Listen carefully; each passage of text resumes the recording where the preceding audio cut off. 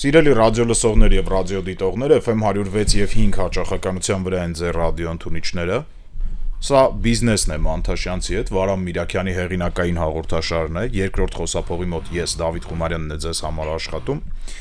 Բաժանորդագրվեք գործարար ալիքին լրատվական ռադիոյին եւ իհարկե Վարամին բաժանորդագրվեք, որովհետեւ բացի ինչ որ անձնական եւ գործնական բաներից նաեւ հետաքրքիր վերլուծություններ է ժամանակ առ ժամանակ տեղադրում Վարամը, այսօր հենց վերլուծություններից մեկի մասին ենք խոսելու, ողջույն Վարամ։ Ողջույն Դավիթ։ Մեքենայի միջից մեզ լսողները մարդիկ ովքեր որ ճանապարհներին են հիմա եւ ամենայն հավանականությամբ լարված ներվերով են մեզ լսում, թող մի փոքր բարձրացնեն ռադիո ընդունիչի ձայնը, որովհետեւ խցանումների մասին ենք խոսելու եւ խցանումների ազդեցության մասին հայրենական տնտեսության վրա։ Տնտեսական տեսանկյունից խցանումները, քանի որ հիմա էլ ոնց որ թեման արդիական է, վերջի ամառը ոնց որ քններից եկավ Երևանում ապրելը։ Դրա համար շատ արդիական է, մի քիչ այս թեման բան արեցի, փորձեցի ավելի խորանալ ու մոտավորը հաշվարկներով Երևանի վրա տարեկան մոտ $200 միլիոն նստում է բանը խցանումները Երևանի վրա կես ժամ, եթե հաշվի առնենք, որ միջինը մարդիկ կես ժամ են ուշանում, 30 րոպե են ուշանում, այսինքն սովորական իրենց անցնելու ճանապարհը 30 րոպե ավելի ուշ են անցնում, որը կարծում շատ պահպանողական թիվ է։ Ու հետո այդ 30 րոպեն դες գումարում ենք ընդհանուր թվերին, որ ենթադրենք միջինում մի աշխատաժամը արժի ինչքան է մեր մոտ, եթե չեմ սխալվում, 1800 դրամ էր թե ինչ, մի ժամ միջինում 300,000 դրամ, ժամի բաժանում ենք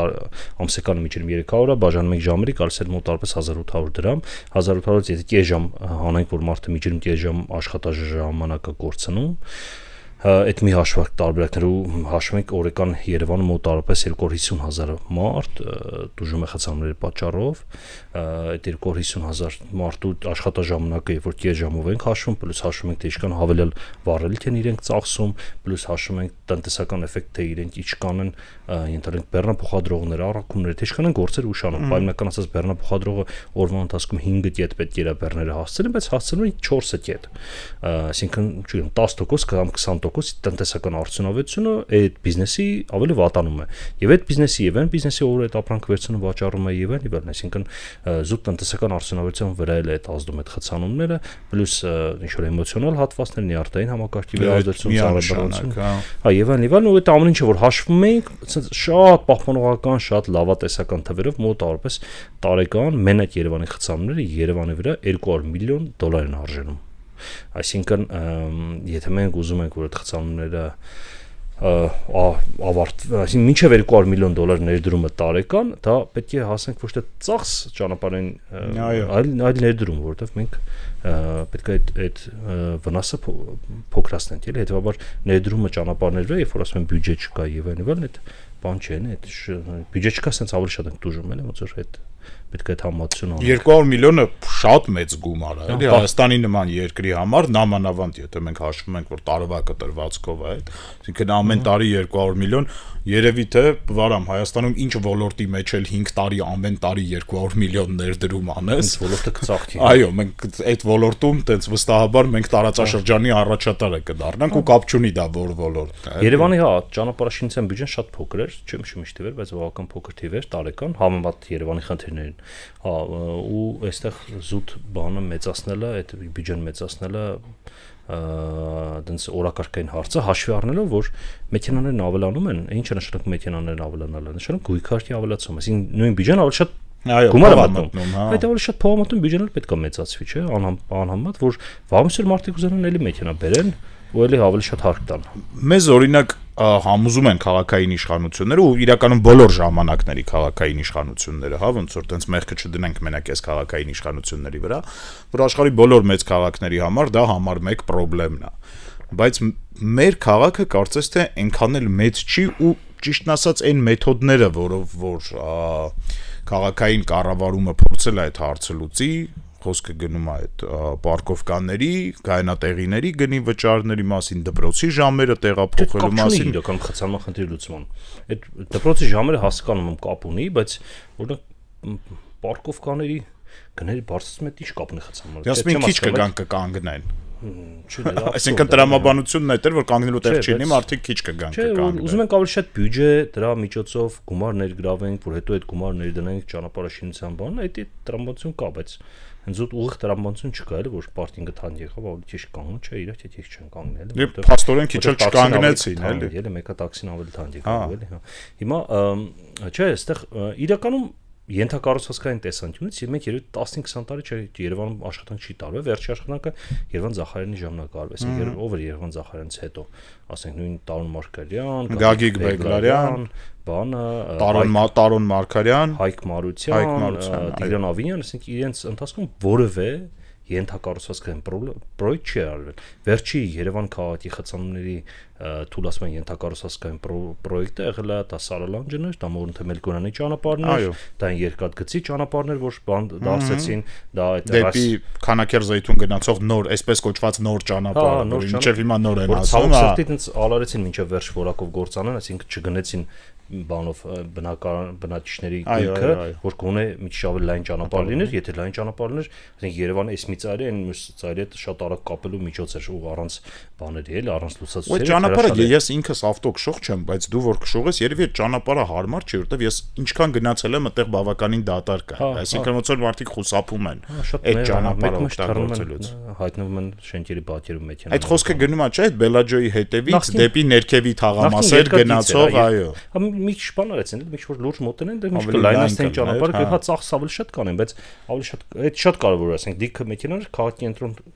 կենտրոնով անցնել փոխարեն այդտեղով կանցնել։ Եւ բարեկամության հրապարակի կամուրջը կարծես, ես այդ եմ հիշում, այդ նույն ժամանակահատվածում էր ինքը։ Ռուսիայի բանը է, այդ ավելի հանր, այդ մի քիչ ավելի հիներ է, կարծեմ Ռոբերտ Քոչարյանի ժամանակին արդեն Ռուսիան եւ այլն, հա, բայց վերջինը երևի այդ են, դրանից հետո իշքան 15-20 տարի առաջ էր մոտարպես։ Դրանից հետո Երևանում խցանումների թուլացման որևէ ենթակառուցվածքային պրոյեկտ չի արվել։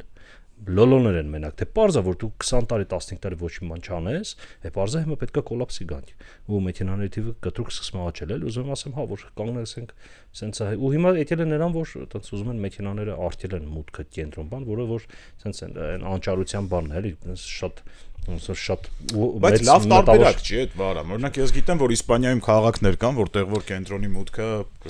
ինչ-որ ժամանակային բանով է։ Այդ ճանապարհը անելու գնալու համար տենց ոնց շատ մեծ մտավոր կարողություններ պետք չէ։ Ասենք 100 մեքենա է գնում, 50 մեքենա գնա խցանները կճանա, հա, բնականաբար էլի, բայց խոսքը ինչի մասն է, հիմա ես կոնկրետ այդ օրինակ չգիտեմ, բայց շատ քաղաքներ ոնց որ իրենց հնարավոր ամեն ինչ արման, հետ նոր ասում են դրան, այդ ոնց որ ամենավերջ կետն է։ Իսկ Երևանը դեռ շատ բաներ ունի, որ կարողանաս մենք հնարավորին ամեն ինչ արեցինք, չազդեց, հիմա անցնում ենք բաներին, էլի սահմանափակումներին։ Չինական մոդելը կա, չէ՞, զույգ ու կենտ ավտոմեքենաների համար։ Այսինքն մի օր զույգ թվով սկսվող մեքենաներն են, մի օր կենտ, բանկա, չէ, Չինաստանում ուրիշ է, տարբեր քաղաքներում տարբեր է, կա որ մենակ էլեկտրականներ են թողում, բանս։ Տարբեր տեղեր տարբեր, մոդելներ տարբեր կան, բայց քաղաքներ կան, որ լուծել են այդ հարցը, էլի նույն բանը, հիմա եթե օրինակ ես հիշում Շվեյցարիա որ քաղաքներ Ցյուրիխներ կարծեմ, որ ամբողջ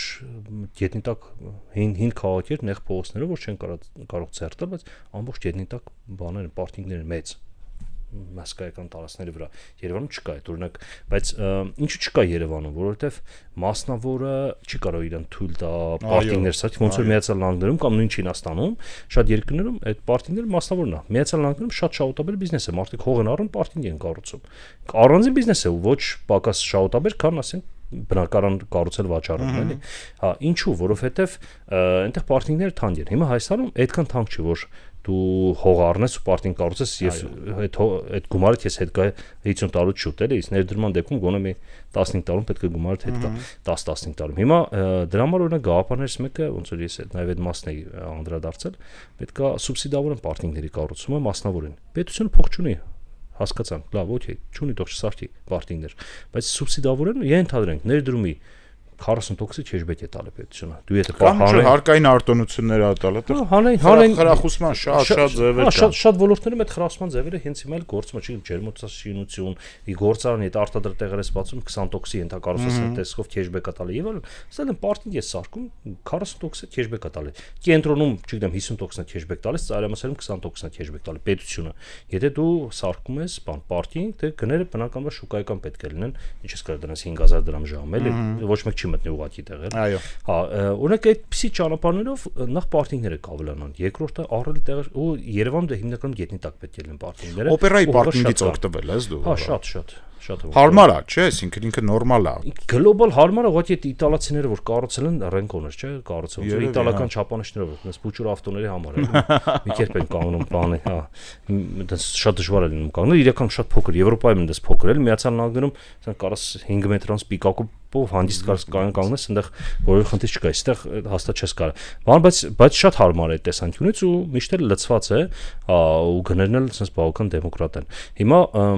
ու այդպիսի շատ տեղեր կան, որ գետնի տակ պոտենցիալ կա այդպիսի պարտինգներից, նույնիսկ սկսենք պրիմիտիվ բան, այնպես մեր գրասենյակը այնպես ստացվել քաղաքապետարանի մոտակայքումը, ասենք մոտակա բոլոր մեքենաները քաղաքապետարանի աշխատողների մեքենաներն են, այսինքն քաղաքապետարանի աշխատողները չունեն պարտինգի տեղեր։ Հետևը ոնց որ ունեն պարտինգ, բայց ես վստահ եմ, որ չի հերիքում, այո, չի հերիքում իրանց։ Սյուրռեալիզմի մակարդակ էլի պատերազմ քաղաքապետարանի աշխատակիցները չունեն պարտինգ տեղեր։ Բան, բայց օրինակ քաղաքապետարանի դիմաց ասես մի հատ մեծ չասեմ այգի, մենակ ծաղիկ են ծառում, դե ծառալ չեն դրում, ունե ծառալ դրան Միասնիկյանի արձանի դիմաց, դե մեծ մեծ տարածք կա, չէ՞։ Հա, դե չգիտեմ, նախ չեմ հասկանում դե խի ծառը չեն տնկում, որ լավ ջրում են, լավ խնամում են, էլի կարան ծառը տնկեն, մի քանի տնկ դրել։ Բայց դրա տակ օրինակ հրաշալի պարտինգ կստացվի այդ մեկ մի քիչ եթե առաջ գնանք նույն այդ բանի Էլիտ պլազայի դիմաց Շահումյանի հրապարակի տակը հրաշալի պարտինգ կստացվի։ Որտեվ օպերան լավ օրինակ է, էլի, այսինքն ինքը ոնց որ մի անգամ եղել է, տեսնում ենք եւ պահանջարկը կա դրա եւ ես չգիտեմ ովքեր են սեփականատերերը այդ պարտինգի, այդ պրոբլեմներից մեկն է, էլի քաղաքապետարանի պարտքանը։ Այսինքն դա աշխատող, այդ երկու հրապարակում էլ մեծ հաշվով կարելի է։ Այդ երկու չգիտեմ, բարեկամության բանը Մեջիլյանի այն այգու դիմաց մեծ տարածք կար, որ այդ էլ մի հատ աբսուրդի բան է, նույն Շահումյանի հրապարակը Մեջիլյան արտաքին ոնց որ պարտինգ էր, այդտեղ մեքենաները կանգնեն, դրես փակեցին, չեն թույլատրում կանգնեն։ Այդ էլ չեմ հասկանում, էլի, այսինքն եթե չեք թույլատրում կանգնեք, առաջարկեք որտեղ կանգնեն մեքենաներն, էլի։ Կամ ինչու ես միշտ ասում եմ, տարածքները մը դատարկ է դրես քաղաքապետարանը փակեց։ Օրինակ այդ հրապարակի տակ հիմա տես կարամ խորանամ շատ ասեմ, էլի, այսինքն պետք է գետնի տակ գնանք մենք Երևանում մնացած բան, բայց եթե որ սուբսիդավորում լինի, արդեն ով որ շինարարություն անում, ասեն ոչ թե 3 հարկ ներշտեվտիչն էլ 5 հարկ ներշտեվտիչնի պարտինգներ կան ու վարձով կտա եւ այլն, այսինքն այդ ուղղությունը կսկսի զարգանալ։ Հիմա այդ նույն երբ որ պարտինգները շատացան, արդեն դու կարաս փողոցները մաքրես, ըստ էության շատ տեղեր փողոցների երրորդ գիծը միշտ փակ է։ Ու հետեւաբար համակենտրոնի համարյա թե բոլոր փողոցների մասին։ Ու շարժը շատ դանդաղում է այդ պատճառով, էլի։ Երբ որ այդ լինի, արդեն կարաս երրորդ գիծը բացես, այդտեղ հետո գալիս է երբ որ երրորդ գծերը արտելեցիր արդեն կանգնել մեծ, քանի որ շատ պարտինգներ կան, դու խրախուսում ես որ գնան պարտինգներում կանգնեն։ Դրանից հետո դու կարող ես բան անել, էլի, այն օրինակ որ պոլիսը հիմա գալիս մեքենաներին տանում է, չէ՞, տանում է Տուգանային հրապարակ։ Այդ պետք է աուտսորսարով մասնավորեին, որովհետև 5 հատ մեքենա կա, թե 6 հատ մեքենա կա, դու ամբողջ քաղաքը խախտում ես, դու ո՞նց կարող ես սպանել, էլի, դա դարձել է բախտի բան, էլի, ասենք ես էլ եղել կանգնել եմ, ասել եմ դե լավ, դե մի 90% հավանականությամբ բախտը կբերի, հա, ուտենց էլ լինում է, չեն գալիս, մի անգամ է այսքան ժամանակ եղել, որ եկել են, էլի, դե հենց էլ ճաշ չի լինում, համակերպվում ես որ դու գանվես, որովհետև պետք է արագ տեղ հասնես, հա, բայց արդյունավետությունը շատ թույլ է, 5-6 մեքենայով չեն կարող իրենք արդյունավետ հետևեն օրենքի պահպանման, հետեւաբար այդ գործառույթը պետք է հանձնեն մասնավոր, ոնց որ նույն Միացյալ Նահանգներում շատ քաղաքներում, Լոս Անջելեսում այդ գործառույթը մասնավորներ անում, մասնավորներ անում նաև այդ թվում բան կար այնտեղ, ասես գնում են սխալ տեղեր պարտինգ անելուց, մարդիկ են ասես բան քայլելով կամ մեքենայով կամ սկուտերով ասեն գալիս են, ով սխալ տեղը կանգնած էր տուգանք դնում ասում են ու Թբիլիսիում էլ կա այդպես պրակտիկա, չգիտեմ մասնավոր է թե չէ, բայց էլի ինչ այդպես համազգեստով չէ մարդիկ են բերում դնում են, ասում են դու տուգանված ես։ Դե այդպես պետք է անեն, որովհետև պոլիսը այդքան աշխատող չունի, ոստիկանությունը այդքան աշխատող չի կարող ունենա, պետք է աուտսորս անի, այդպես ավելի ժան կստացվի պետության համար ու ավելի կարգը ավելի լավ կպահպանվի, ասենք նույն Լոս Անջելեսի մոտակայքում դու 5 րոպե եթե ինչ որ բան սխալ տեղ կանգնեցիր ամեն հավանականությամբ քեզ կտուգանեն 5 րոպե, ասենք 10 րոպեի դեպքում հաստատ կտուգանեն, բայց եղել է դեպք ես կանգնել եմ մտնել բանկոմատ, հոп հետևից հետի տուգանելն, ասենք որը 3 րոպե էր տևելու, էլի, այսինքն արդյունավետությունը շատ ուժեղ է Միացյալ Նահանգներում, իսկ Երևանում կանգնում ես 6 ժամ հետո գալիս ես անթույլատրել տեղում կանգնում ես 6 ժամ հետո գալիս ես տեսնում ես կանգնած ես։ Մեծ հաշվով արամ արտապատվիրակելու հետ կապված, էլի նամանավանդ որ հիմա չկա առանձին ոստիկանություն, որը զբաղվում է մեքենաներով, այսինքն պարեկներ են, որոնք որ բազմաֆունկցիոնալ ոստիկաններ են, չէ՞։ Այսինքն մենք մի մարդուն ով կարա հանցագործ բռնի կամ հանցագործություն կանխի, ասում ենք դու ստեղ ուշադիր նայի, այս մարդը ավտոն ձախա կանգնացրել, թե աչա կանգնացրել։ Ինգազադրամ տուգանի։ Մեծ հաշվով տեսնելու համար ինքը գծից այս կողմա կանգնած թե կողմ որևէ հմտություններ ինչ որ լուրջ պետք չի, ցանկացած մարդով տեսողության խնդիր չունի, կարա գա ֆիքսի, որ այս որ այս ավտոհամարանիշներով մեքենան գծից այս կողմա կանգնես։ Մենք հիմա բարեկին ծոր կրթություն ենք տալի, ծախս ենք անում իր վրա, իրան ասում ենք դե դու տեղից կհետևես, այս հակա աչեր գծից թե ձախեր են։ Դե նորմալ պրիմիտիվ լուծումներ կան, որը չեն արվում, հիմա այս ոնց որ ստեղից օրինակ շատ մեծ հավանականությամբ ամենամեծ արդյունավետության կանոն է տուգանքների ուժեղացում եւ այլն, բայց առաջին պետքա դու բան անես, էլի, առաջին պետքա համապատասխան ենթակառուցվածքներ ստեղծես, նոր սկսես ավելի խիստ տուգանել, էլի, ոնց որ երբ որ դու կենտրոնում ունեցած չգիտեմ, պայմանական ասած 50,000 մեքենայի կանգնելու տեղ կամ ամբողջ քաղաքում, չգիտեմ, կամ 30,000 մեքենայի, այդ դրանից հետո սկսում ես արդեն մաքրել, որ երրորդից ոչ մեկ չկանգնի։ Հիմա օրինակ մյուս կետը, որը ասենց ակնհայտ լուծումը, որը Երևանի դեպքում չի արվել, ինչու ակնհայտ լուծում, որովհետև խցանների դեմ պայքարում ամենատարածած լուծումն է աշխարհով մեկ։ Երևանը պետք է շրջապատված լինի օղակներով, որտեղ մեծ արագությամբ դու կարող ես անցնել առանց կարմիր լույսերի ու այդտեղից մտնել քաղաքի ցանկացած կետ, օրինակ, ասես մեծ արագությամբ եկար, մտար ստեղից Էրեբունի են, վերևից մտար, չգիտեմ, Սիլաչի կամ եւ այլն, բայց ասես կողքով անցնում ես, արագ որտեղ ուզում ես մտնում ես, եթե չուզում գնում ես հասնում ես Մասիս։ Օրինակ այդ խնդիրը կա, մեր օրինակ Մասիսից Սևան գնալու համար մենք Երևանը մեջտեղով պետք է անցնենք։ Մի բան պատմեմ քեզ, կներես, ընդհատում եմ, ճարտարապետ Հրաչյա Պողոսյանի հետ առիթ եմ ունեցել այդտեղ հարցազրույց անելու, մեծ կառուցապատում հաղորդաշարի շրջանակներում էր, սիրելի ռադիոլսողներ, համացանցում կգտնեք այդ հաղորդաշարը, ինքը պատմում էր, որ Նարդոսի փողոցը փոքր կենտրոնի համար հենց քո ասացի համար է կառուցված։ Եվ ինքը ասում էր, որ ինչ որ այսօր կատարվում է Նարդոսի փողոցում, այդ որ ակերա դրած խանութն, ասում էր, այդտեղ պետք է ոչ մի բան դրված չլինի։ Ասում էր, այդ ճանապարհը պիտի բացարձակ բաց լինի, որ ասենք, եթե մարդը Էրեբունիից գալիս է, ուզում է գնացենք դեպի Նորքի Զանգված, դեպի Արաբկիր, ինքը պիտի մտնի Նարդոսի փողոց, հենց քո նկարագրած, ասում եք, տենց կենտրոնը, առանց կենտրոն մտնելու պիտի տենց Նարդոսով գնա ու շարունակի։ Դե հիմա քաղաքը շատ է մեծացել, երևի թե նմանատիպ այլ օղակներ են պետք, ոնց որ ասենք Մոսկվայում կա, եթե ես չեմ սխալվում, երևի թե մնաք բոլոր մեծ քաղաքներում էլ կա, ու բանը, ու այդ ճանապարհն օգնում է, որ դրա շուրջ բոլորը նաև զարգանա քաղաքը, այդ ենթակառուցվածքներ զարգանան։ Հիմա օրինակ մի հատ այդ հարավային թևից, հյուսիսային թևից, բոլոր արևելյան արևմտյան բոլոր թևերից այդպիսի ճանապարհներ են պետք, որովհետև հիմա աբսուրդ է, ասենք, Եշմիածնից ուզում ես գնաս Սևան, պետք է Երևան մեջով անցնես։ Ասենք մի ժամ այդտեղ բանը ուտենց ինձ թվում է մի քանի 10,000 մեքենա չուզելով մտնել Երևան մեջ ամեն օր մտնում են։ Մի քանի 10,000 որ պետք է ուղղակի անցնեն գնան մյուս կողմ մտնում են Երևանից, այդ շատ մեծ թիվ է։ Հիմա օրինակ շրջանցող ու մի շատ կարևոր կետ կա, այդ շրջանցող ճանապարհները պետք է լինեն առանց լուսացույց։ Այսինքն դե գնա, այո։ Արագ գնան այնտեղ, չգիտեմ, այդ արագությունը կլինի 80, թե 100, ցանկալի 100 լինի։ Որոշ տեղ կարող ուղղակի ճանապարհային ենթակառուցվածք թույլ չտա կամ ռելիեֆ թույլ չտա, բայց պետք է լինեն առանց բանի, առանց լուսացույցի ու այնտեղ ինչ որ ոնց որ բանն է, էլի մեր էլի այտենց sense ոնց որ տեսեք, երևույթներ կան, որը ցույց է տալիս, որ ճանապարհի շինության զբաղվողները տեղակ չեն ոլորտից։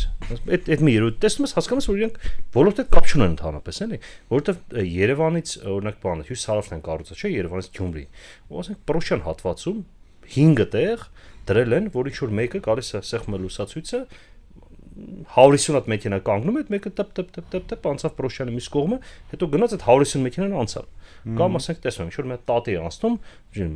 500 հատ մեքենա կանգնում սպասում են, ինչ որ մի հատ տատի անցնում է։ Հիմա տնտեսական արդյունավետության տեսանկյունից նայենք, այդ մի հոգին է կարևոր, թե 200 մեքենա, որոնք որ 3 րոպե ուշանում են իրենց գործից, ու դրանց 5 հատ լուսացույց է։ Եթե 2 տեղ էլ կանգնեն, ասենք 6-7 րոպե իրենց հանդիպումից ուշանում են կամ իրենց գործից կամ իրենց արագությունը ուշ են հասցնում, այո, որովհետև մի տատի որոշել անցնել։ Այդ աբսուրդ է։ Այսինքն ու արագընթաց, օրինակ Միացյալ Նահանգներում, մենակ Միացյալ Նահանգներում չէ, շատ տեղերում տեսա, բայց հատկապես Միացյալ Նահանգներում շատ քաղաքներում, ասենք նույն Լոս Անջելեսում, չգիտեմ, Շարլոտում, Դալասում եւ այլն, ասենք քաղաքի մեջտեղով մեծ արագությամբ մարյուղ է անցնում, նույն Գլենդելի մեջտեղով։ Մեծ արագությամբ մարյուղ է անցնում, որ 100 ինչքան այնտեղ 65 մայլ է, կարծեմ թե 60 մայլ է, 120 կիլոմետրին մոտ։ Հա, մոտ 110-120 կիլոմետր արագությամբ կարծես անցնում ու ոչ մի լուսացույց չկա, մեծ մարյուղ է անցնում ու ինչն է, այդ ինչին է օգնում, որ դու Գլենդելի ցանկացած կետ մտնում ես այդ մարյուղով, արագ դուրս ես գալ։ Այնտեղ մեկ ճանապարհ այդ 120 կիլոմետր արագությամբ դուրս գալու ենթակառուցվածքներ կան, որ միջնախապես պետք է դուրս գալ լինի բանը։ Դե ճիշտ գծի վրա լինես, որ կարողանաս դուրս գաս ճիշտ գծից հետո դիցնել մի շատ նախապես պետք է մտնես եւ այլն, ինչ որ պայմաններ կան այդ մեծ արագությունով դուրս գալու։ Այդ բոլոր պայմանները դու դուրս ես գալի գլնդելի ցանկացած կենտրոն։ Պատկերացեք Երևանի Խանջանի վրա ոչ մի լուսացույց չլինի, դու արագ գաս այս ծերից մտնես, այն ծերից դուրս գաս, արանքում էլ, ասենք ուզենաս մտնես այդտեղ, հոպ արագ մտար, ուզեցար մտներ թումենեն, հոպ արագ մտար եւ այլն։ Այդ շատ արագացնում, դրա համար նայում ես հսկայական քաղաքներն, ասենք մի քանի միլիոնից 13 միլիոնից եւ այլն, բայց շատ արագ կարող ես ինչ-որ մի տեղից տեղացնես։ Պրոշյանի թաղամասի տատին վերադառնալով, եթե տատիկ ուզում է փողոց անցնի, կարելի է վերգետնյա սարքել կամ ստորգետնյա սարքել, այսինքն այդտեղ էլ լուծում կա, էլի, այնպես չի որ։ Մի քիչ թանկ լուծումը, բայց հաստատ ավելի էժան է, քան այդքան մարդու կանգնեցնել սպասեցնել, էլի, հա, բայց այնց ու աբսուրդները դա հյուսիսարավի վրա է։ Հետո երկրորդ խնդիրը, այսինքն հյուսիսարավը պետք է նույն Պրոշյանի մեջ էլ 70 արագություն չլինի։ Հա, եթե բնակելի տարածքի նախ բնակելի տարածքի մեջով չի, եզրով է ասում մեկ, երկրորդն էլ դուք ենթակառուցվածքները սարքեք կնած, որ դու բնակելի տարածքից հետ կապված խնդիր չլինի, այսինքն ինչ են անում այդտեղ բորդեր են սարքում իրանում, բայց այդտեղ դու պետք է ոնց որ եկել ես 100 արագությամբ, նույն 100 արագությամբ էլ պետք է մինչև Երևան հասնես։ Այդ շատ կարևոր բան է, որովհետև իմաստը որն է արագընթաց մարյուղը էս կառուցում մեջն էլ 5 հատ լուսացույց ես դնում։ Ու արագությունը սարքումս 60 կմ/ժ, քանի որ բնակավար է այստեղ։ Դա աբսուրդ որոշումներ են, էլի։ Այդպես, այսինքն այդ օղակաձև ճանապարհները լսել եմ, որ հիմա նախագծվում է, որ շատ օղակաձև լուծումներ այդպես, բայց նաև պետք է բանել, շատ լինեն այդպիսի լուծումները։ Էստակադաներ են պետք տարբեր տեղերում հիմա նույն բանի ժամանակ, ասենք ընդ գարաժ մոլի դիմաց այդ բանը որ կա, կալցով ոնց է հայերեն, հրապարակ, շրջանաձև խաչմերուկը, ոնց ասենք իր։ Շրջանաձև խաչմերուկում օրինակ այդտեղ հաստատ էստակադա կարա լինի։ Այտենց էլի տեղեր կան, որ նույն ֆիզիկայի խաչմերուկում կարող լինի եւ այլն։ Տեղեր կան, որ էստակադաներ պետք է լինեն ու լրիվ պոտենցիալը կա անելու, որ այդ ամեն ինչ հոս կարագացնեն, այնտեղ գնում է հաջորդ լուսացույցի մոտ էլ բան է սանում, էլի մի ժամանակը ավելի երկար է սպահում, վերջ այդ հոսքը դատարկվում էլ, ինչ որ գնալու այնտեղ կուտակվի էլի։ Ու բանը, հետո լուսացույցերի համակարգի խելացի համակարգ ներդրում։ Ես որ գրեցի, այնց ընկերներից մեկը Լոս Անջելեսից գրեց, գիտես որ Լոս Անջելեսի խելացի լուսացույցերի համակարգի ներդրողները ու կառավարողները հայր են։ Շատ հետաքրքիր թեմա ենք բացել, ցավոք սրտի 22 րոպեն անցել ենք։ Արդեն մի 5 րոպե դեռ ունենք խոսալու, բայց այդ երևի թե ամենակարևորն է։ Ահա, լուսացույցերի խելացի լուսացույցերը, որովհետև մենք 21-րդ դարում ենք ապրում, ես Այսինքն ինքը պարադոքս է հասկանում, մենք 21-րդ դարում դա ամեն օր է մեր մոտ, մենք չենք ֆիքսվում, բայց 21-րդ դարում ինչ որ մի մարդ փայտը ձեռը գալի կանգնում է խաչմերուկի մեջտեղը ու փայտով ասում է աճ գնացեք, ձախ գնացեք, այսինքն որ եթե մենք էլի տնտեսական հաշվարկ կանենք, այդ մի մարդու փայտով կանգնելու ժամանակ շատ ավելի թանկ է, քան մի հատ խելացի լուսացույց տնենք։ Հասկանում, բայց իշքան, ասենց ոնց որ անտեղյակ ենք հաշվարկներից տնտեսական, որ մենք ներդրում ենք անում, ոստիկան ենք պատրաստում, որ իրավական համակարգ, այդ ոստիկանին կանգնեցնում ենք մի հատ, որի տեղը կարելի է փոխարեն մի հատ լուսացույց տնել։ Ու այդ լուսացույցն փայտով ասում է այս կողմ գնացեք, այն կողմ գնացեք։ Ինքը նոնսենս է, էլի 21-րդ դարում։ Այդ լավ է, որ իրենք ծառայում են հասարակության, դες գիշեն որ իրենք հասարակության ծառայելու համար են ախտեսված, բայց դες դաժան պետք չի իրենց հիշեցնել այդ ամեն ինչի մասին։ Հիմա այդ լուսացույցերի համակարգը որ Լոս Անջելեսում ես բավական շատ եմ վարում, այնտեղ ամեն գնալուց վարում եմ տարին մի քանի անգամ, ու այնտեղ կարմիր լույս համարը շատ քիչ է հանդիպում, ինչու՞ համար, որովհետև այնտեղ դատչիկներ կա դրած, հենց դու մոտենում ես ինքը հաշվում է, որ խաչմերուկն ավելի ծանրաբերած, այդ բացում է։ Նաև հաշվարկում մյուս խաչմերուկները, եթե այդտեղ ծանր դու գնացիր այնտեղ եւ այլն, ընդհանուր համակարգ։ Այսինքն ոչ թե նախապես է ծրագրավորված, այլ